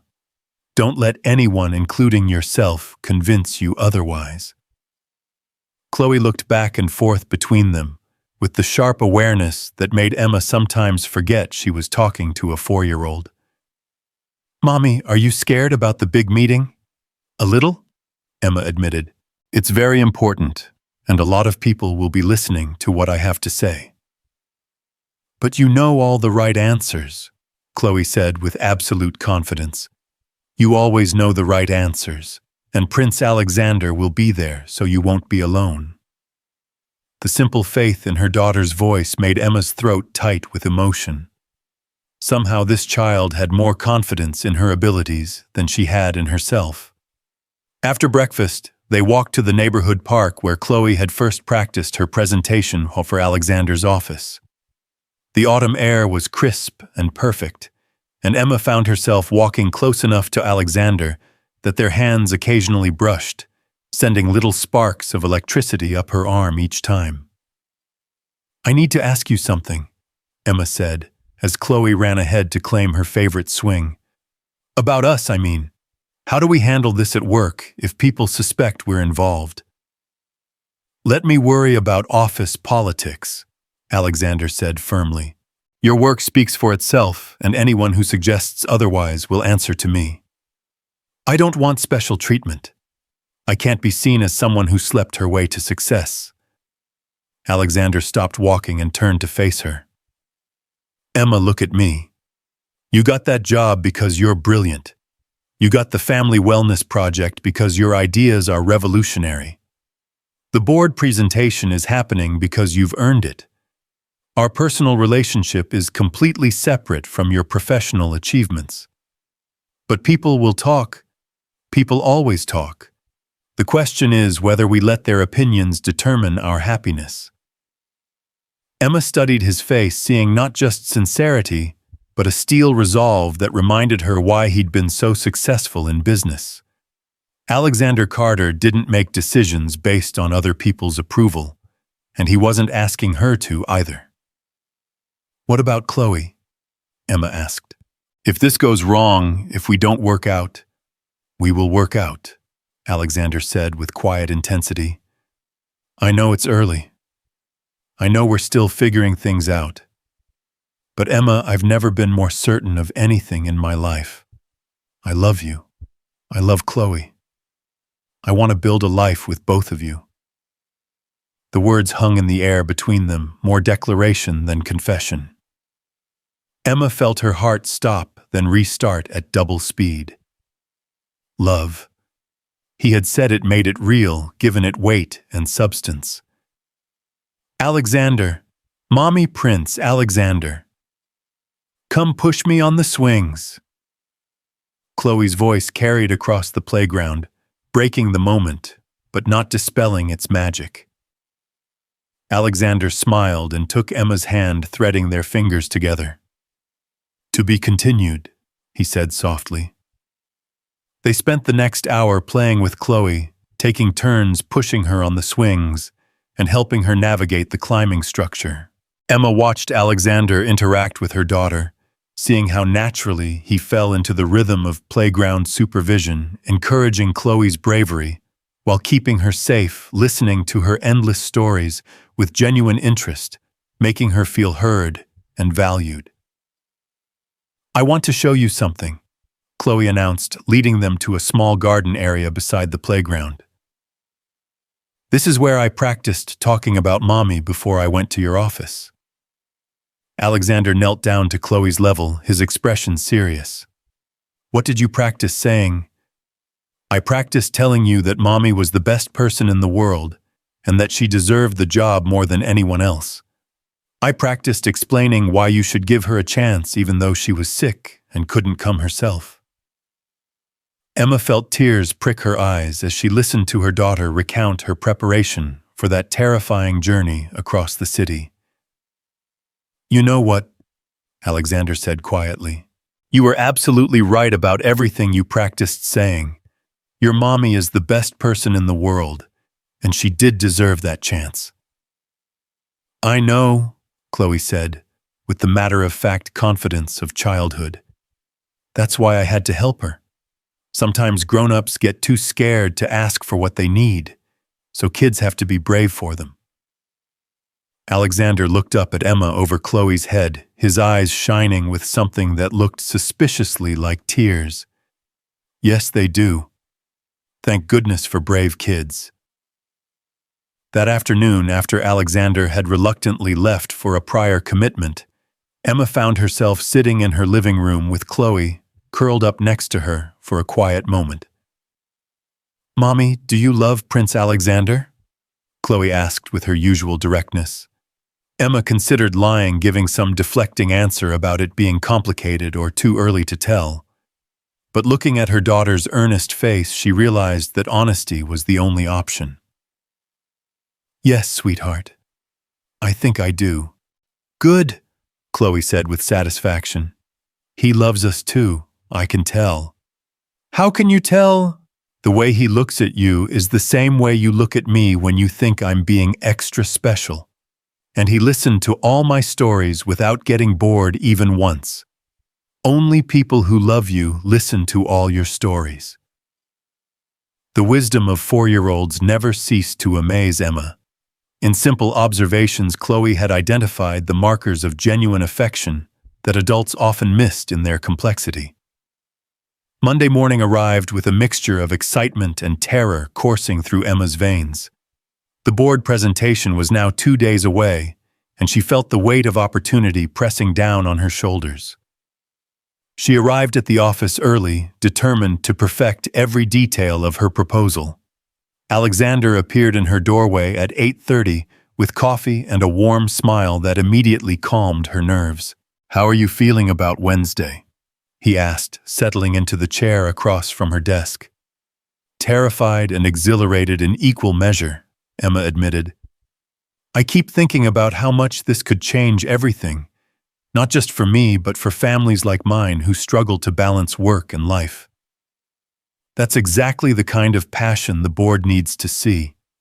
You're not just presenting a marketing campaign, you're advocating for a demographic that's been overlooked by corporate America for too long. What if they don't see it that way? What if they think I'm too emotional, too invested? Alexander leaned forward, his gray eyes intense. Emma, emotion is what makes great marketing. Anyone can crunch numbers and analyze demographics, but you understand the human story behind the statistics. That's your superpower. The next 2 days passed in a blur of final preparations and growing anticipation.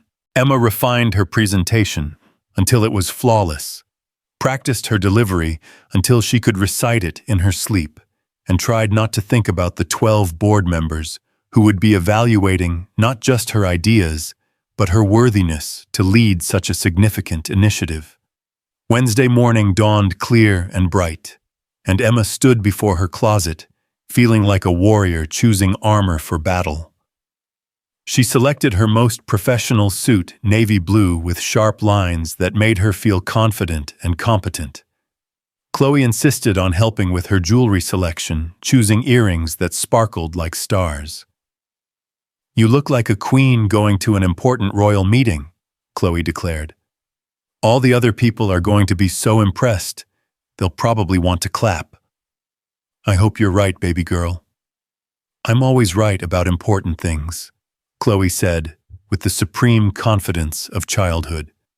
The boardroom on the 46th floor was even more intimidating than Emma had imagined. Floor-to-ceiling windows offered panoramic views of the city, and the massive mahogany table was surrounded by leather chairs that probably cost more than Emma's monthly rent. 12 of the most powerful executives in the industry sat waiting for her presentation, their expressions ranging from politely interested to openly skeptical. Alexander sat at the head of the table, and when Emma entered the room, he gave her an encouraging nod that somehow steadied her nerves. She had prepared for this moment for weeks, but suddenly all her rehearsed words seemed inadequate. "Ladies and gentlemen," Alexander said, "I'd like you to meet Emma Hayes, our senior marketing consultant, who has developed what I believe will be a game-changing approach to family-focused marketing." Emma stepped to the front of the room, her presentation materials perfectly organized, her notes memorized but unnecessary. She looked out at the faces watching her and thought about Chloe's unwavering faith, about all the parents struggling to balance work and family, about the opportunity to create something that could genuinely help people. "Thank you, Mr. Carter. Board members, what I'm about to share with you isn't just a marketing strategy. It's a revolution in how we connect with the families that drive our economy, but often feel forgotten by corporate America." For the next 30 minutes, Emma presented her vision with a passion and clarity that surprised even herself. She walked the board through her research on working parent demographics, explained the emotional drivers behind family purchasing decisions, and outlined a comprehensive strategy for building authentic community connections rather than traditional advertising relationships. "The families we're targeting don't want to be sold to," Emma explained, clicking to a slide showing real parent testimonials. "They want to be understood, supported, and valued. When we create genuine community platforms where parents can share struggles and celebrate victories, brand loyalty becomes emotional investment. Board member Rebecca Chen, a notoriously tough executive, leaned forward with interest. Ms. Hayes, this community platform concept is intriguing, but how do we measure ROI on emotional investment? Emma had anticipated this question. Excellent point, Ms. Chen. Traditional metrics focus on immediate sales conversion, but family-focused marketing requires longer-term measurement. We track community engagement, brand advocacy rates, and customer lifetime value rather than just quarterly purchase numbers. She clicked to her next slide showing projected metrics and comparative analysis with traditional advertising approaches. Our research indicates that parents who feel emotionally connected to a brand have a customer lifetime value 3 times higher than those reached through conventional advertising. For the next 15 minutes, the board peppered Emma with questions about implementation timelines, budget requirements, and scalability. Emma answered each query with confidence, drawing on weeks of research and her own lived experience as their target demographic. One final question, said board member James Morrison, a silver-haired veteran known for his skepticism of new initiatives. Ms. Hayes, what makes you believe this approach will succeed where others have failed? Emma felt a moment of panic, then remembered Chloe's voice. You always know the right answers. She looked directly at Morrison, drawing strength from every struggle she'd overcome, every night she'd worried about providing for her daughter, every moment of love that had sustained them through dark times.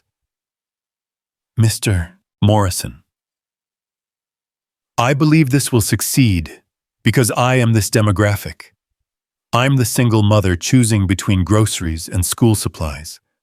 I'm the parent who feels guilty for working late and guilty for leaving early. I'm the woman who has been overlooked by marketing campaigns that assume all families have 2 parents, stable incomes, and predictable schedules. The room had gone completely quiet. Emma could feel every eye on her, but instead of intimidation, she felt power. This initiative will succeed because it's not being designed by executives in boardrooms making assumptions about family life. It's being created by someone who has lived the reality we're trying to address. I don't have to imagine what these parents need. I know because I've needed it myself. The silence stretched for several heartbeats before Rebecca Chen began to clap. The applause spread around the table until every board member was acknowledging Emma's presentation with genuine enthusiasm. Ms. Hayes, Alexander said, his voice carrying a note of pride that made Emma's chest tight with emotion. That was extraordinary. Board members, I move to approve the Family Wellness Initiative with full funding and an accelerated timeline. All in favor. 12 hands rose in unanimous approval. Emma felt her knees go weak with relief and triumph. She had done it, not just secured approval for her project, but proven herself worthy of the opportunity Alexander had given her. As the board members filed out, offering congratulations and expressing excitement about the initiative, Emma found herself alone with Alexander in the massive boardroom. How do you feel? He asked, loosening his tie with a smile that could have powered the building. Like I might faint, Emma admitted. Did that really just happen? It really did. Emma, you were magnificent. I've been in this business for 15 years, and I've never seen a presentation that powerful. Emma felt tears threatening, overwhelmed by the magnitude of what she'd accomplished. I keep thinking about Chloe, about how she walked into your office and fought for our dreams. If she could be that brave at 4 years old, I had to be at least half as brave at 28. Alexander crossed the room and pulled Emma into his arms, holding her tight against his chest. You were more than brave. You were brilliant and passionate and everything I knew you could be. Emma melted into his embrace, breathing in his familiar scent and letting herself fully absorb the victory. But more than professional triumph, she felt the rightness of being in Alexander's arms, of sharing this moment with someone who understood what it meant to her. "Emma," Alexander said softly, "there's something I need to tell you." She pulled back to look at his face, noting the sudden seriousness in his expression. "What is it?" "The board meeting, the unanimous approval, that wasn't about our relationship. Your presentation would have succeeded regardless of any personal connection between us. I need you to know that." "I know," Emma said simply. "I felt it in there. This was mine. I earned it." "You did. And now I want to ask you something, and I need you to know it has nothing to do with work, nothing to do with the company or your career or anything except how I feel about you." Emma's heart began to race as Alexander reached into his jacket pocket. "Alexander, what are you?" "Emma Hayes," he said, dropping to one knee in the empty boardroom. "You walked into my life and changed everything. You reminded me what it means to love, to hope, to build something that matters more than quarterly profits." Emma's hands flew to her mouth as Alexander opened a small velvet box, revealing a ring that caught the afternoon sunlight streaming through the windows. "You and Chloe have given me a family I never knew I wanted, and a purpose I never knew I needed. I love your strength, your compassion, your fierce dedication to the people you care about. I love how you make cereal dinners feel like celebrations, and how you turn bedtime stories into life lessons." Tears were streaming down Emma's face now, her heart pounding so hard she was sure Alexander could hear it. "Most of all, I love how you've taught me that success without love is just expensive loneliness. Emma, will you marry me? Will you let me be Chloe's stepfather and your partner in building the kind of life that matters?"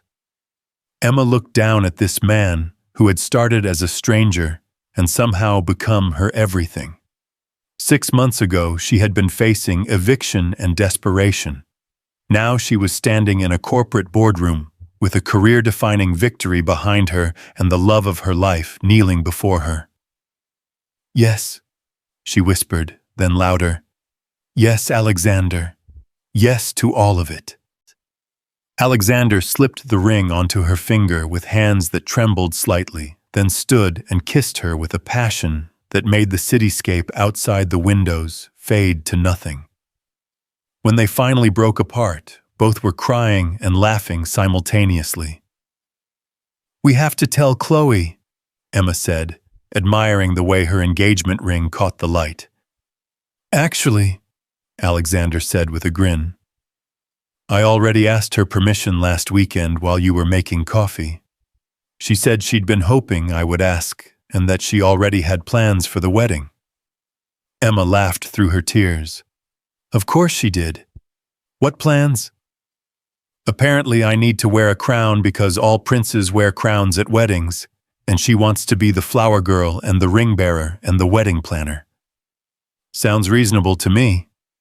That evening they picked up Chloe from Mrs. Patterson's and drove to the same restaurant where they'd had their first family dinner. As they walked to their table, Chloe noticed Emma's ring immediately. "Mommy, your hand is sparkly. Did Prince Alexander give you a princess ring?" Emma knelt down to her daughter's level, her heart overflowing with love and gratitude. "He did, sweetheart. Prince Alexander asked me to marry him, and I said yes. How do you feel about that?" Chloe's face lit up like Christmas morning. "Does that mean he'll be my daddy?" Alexander knelt down beside Emma, his voice thick with emotion. "Only if you want me to be Chloe. I would be honored to be your dad, but it's your choice." Chloe threw her arms around both of them, creating a family huddle right there in the restaurant entrance.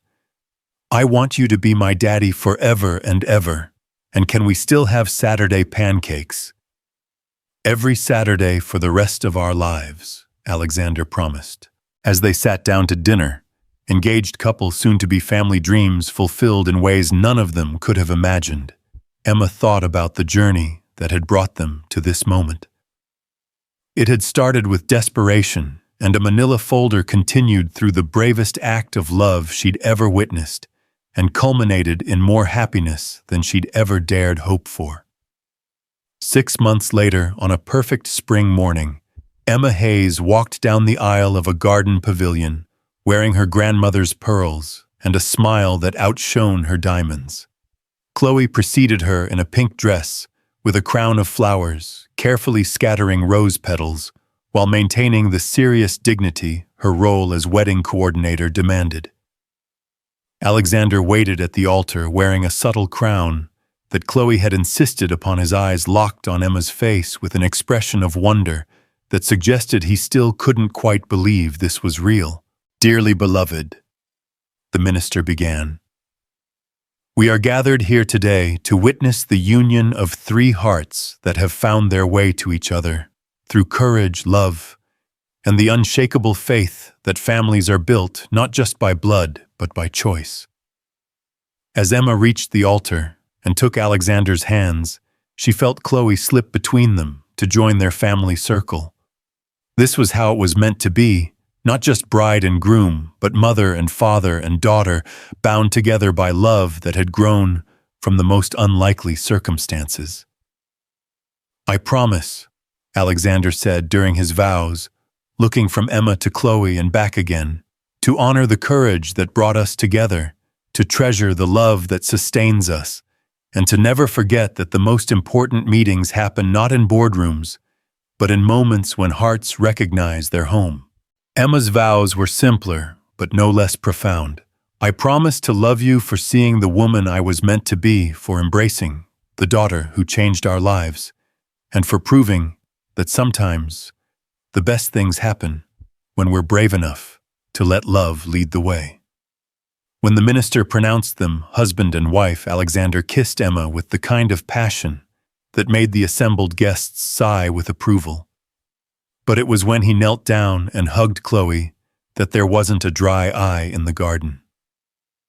"I love you, Daddy," Chloe whispered loud enough for everyone to hear. "I love you too, Princess, forever and always."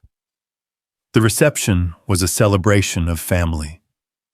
In all its forms, Mrs. Patterson danced with Alexander's business partners, board members, chatted easily with Emma's former co-workers, and Chloe held court at the head table, regaling anyone who would listen with the story of how she had brought her parents together through the power of love and strategic job interviewing.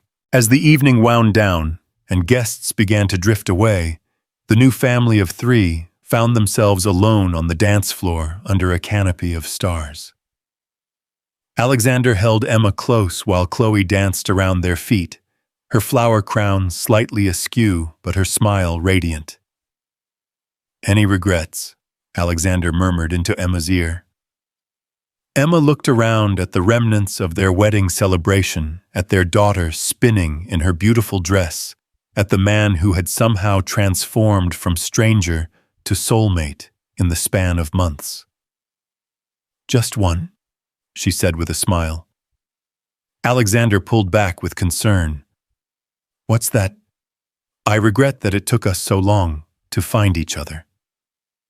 Alexander laughed and spun her around until she was dizzy with joy. "We found each other exactly when we were supposed to. Sometimes the best things are worth the wait." As they danced under the stars, with Chloe's laughter echoing around them, and the promise of Saturday pancakes and family dinners and bedtime stories stretching out into their future, Emma Hayes Carter knew that her daughter had been right all along. Love really could change everything, especially when it was brave enough to walk into a boardroom and demand to be heard. The little girl who had fought for her mother's dreams had given them all something far greater than any job or career success. She had given them each other, and she had taught them that sometimes the most extraordinary love stories begin with the simplest words, "Mommy's sick, so I came instead." And they all lived happily, bravely, lovingly ever after.